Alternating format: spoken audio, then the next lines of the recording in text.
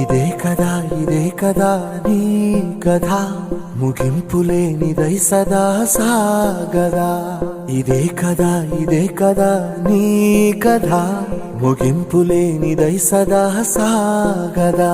నీ కంటి రెప్పలంచున మనస్సు నిండి పొంగిన ఓ నీటి బిందువే కదా నువ్వెతుకుతున్న సంపద.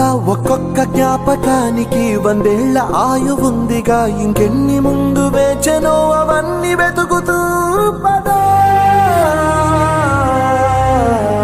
మనుష్యులందు నీ కథ మహర్షిలాగా సాగదా. మనుష్యులందు నీ కథ మహర్షిలాగా సాగదా.